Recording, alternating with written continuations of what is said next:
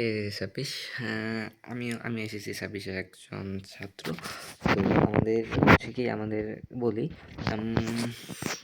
আমরা class 8-এ curriculum পাইছিলাম, class 9-এ ওইটা আবার একটা কারিকুলাম, ক্লাস 10-এ ওইটা আবার একটা কারিকুলাম। আবার আমাদের এসএসসি পরীক্ষা দিতে হবে। তো অনেক কম সময় পাইছি, ১ বছরের মধ্যে আমাদের পুরো সিলেবাস শেষ করতে হবে। আবার আমাদের পরীক্ষা হচ্ছে ২১ এপ্রিল। আজকে হচ্ছে ২২, হ্যাঁ ২২ ফেব্রুয়ারি আজকে। তো আমাদের সিলেবাস অনেকটাই বাকি এখনও, বাট অনেকেই আছে, অনেকে পড়াশোনা করে পুরো সিলেবাস জমাইছো, অনেকে আছে পড়াশোনা করে এখন সিলেবাসে জমাতে পারোনি।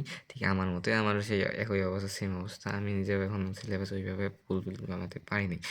তো এটা নিয়ে প্যারার কোনো কিছু নেই। এখন আমাদের হাতে ৬০ দিনের মতো সময় রয়েছে, যেহেতু আমাদের পরীক্ষা হিউজ পরিমাণ, মানে বলা যায় না হিউজ পরিমাণ, বাট বেশি সময় আছে। যেমন আমাদের পরীক্ষা হচ্ছে এপ্রিলের দিকে।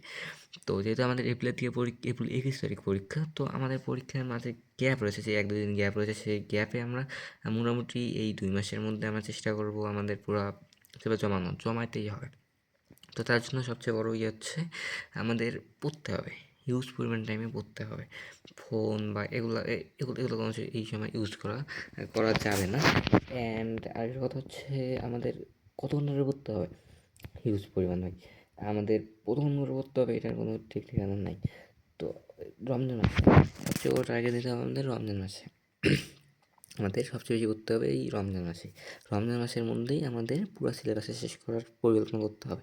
যেমন আমি পড়ি কেমনে, আমি পড়ি হচ্ছে সেই ইফতারের সময় বই খেয়ে পড়তে বসি, একদম আমার পড়া শেষ হবে সেহরি পর্যন্ত। সেহরি খেয়েই আমি ঘুমায় যাবো। তো তোমাদের হয়তো অনেকেই রাত জেগে পড়াশোনা করার ভালো লাগে না, বাট আমার জিনিসটা প্রচুর ভালো লাগে যে রাত জেগে পড়াশোনা করতে পারবো। তো আমাদের শিক্ষামন্ত্রী নিয়ে অনেকেই অনেক প্যারায় আছো। এই প্যারা বাদ দাও, কারণ সবার আগে পড়তে হবে। নিজের পড়াটা ঠিক রেখে তারপরে আমরা শিক্ষামন্ত্রী বা এগুলো নিয়ে আমরা ডিসকাশন করবো বা এগুলো নিয়ে ভাববো। হেলিকপ্টার নিয়ে আসলো না কী দিল বা আসলো না কী দিল ভাই, এগুলো নিয়ে ইয়ে নেই। তো আমাদের এখনও সময় আছে, যারা এখনও ভাবতেছো যে না সময় নেই, মাথা ব্যথা ঘুরাচ্ছ, শোনো তোমরা যতবার ভাববা যে না আমাদের পরীক্ষার সামনে পরীক্ষা আজকে কাল মানে পরীক্ষার সময় ভাববা, ততই তোমাদের মাথায় ডিপ্রেসড হয়ে যাবে, তুমি ডিপ্রেশনে চলে যাবে। সেই জন্য ওগুলো আউট কোনো চিন্তা নেই, আউট কোনো চিন্তা তোমরা করবো না। আমি নিজেও না করার চিন্তা করি। আমি চেষ্টা করতেছি, বাকি আল্লাহর হাতে। অনেকে আছে দেখো, অনেকে এখন পড়াশোনা করে সিলেবাস জমাচ্ছ, বাট পরীক্ষার আগের দিন হলো কি অসুস্থ হয়ে গেল। পরীক্ষার দিন এমন অসুস্থ হয়ে গেলো যে পরীক্ষা দিতে পারতেছে না, বা অন্য কোনো সমস্যা হচ্ছে। সবার আগে নিজেকে খেয়াল রাখতে হবে। নিজেকে খেয়াল রাখার পরে তুমি কত ঘন্টা পড়ো, দিস ইজ নট ম্যাটার। ওকে। তো আরেকটা কথা হচ্ছে এই সময় শরীরের খেয়াল রাখার দরকার নেই ভাই। এই সময় শরীর কী হয় হোক, শরীরের কোনো খেয়াল রাখতে হবে না। এই সময় টার্গেট হচ্ছে আমাদের পড়তে হবে। ওকে। তো তুমি যে কষ্ট করতেছো, রাত জাগতেছো, এগুলো কিন্তু কোনো মূল্য থাকবে না যদি তুমি খারাপ রেজাল্ট করো। তখন তুমি কোনো মূল্য থাকবে না। তো be serious in your exam নিয়ে সিরিয়াস হতে হবে, এবং তোমাদের অবশ্যই পড়াশোনা করতে হবে। একদম পড়াশোনা করতে হবে, সারাই পড়াশোনা করতে হবে। কোনো বাইরে কোনো আউট নিষেধ বাদ দাও। তো রমজান মাস আল্লাহ ইবাদত বন্দেগি করবো, আর পড়াশোনা ভাই হিউজ পরিমাণে পারবো বলতেছে, হিউজ পরিমাণে পড়াশোনা, কারণ এই সময় খাওয়া দাওয়ার কোনো চাপ নেই, আলাদা কোনো বাড়তি কোনো সময় যায় না।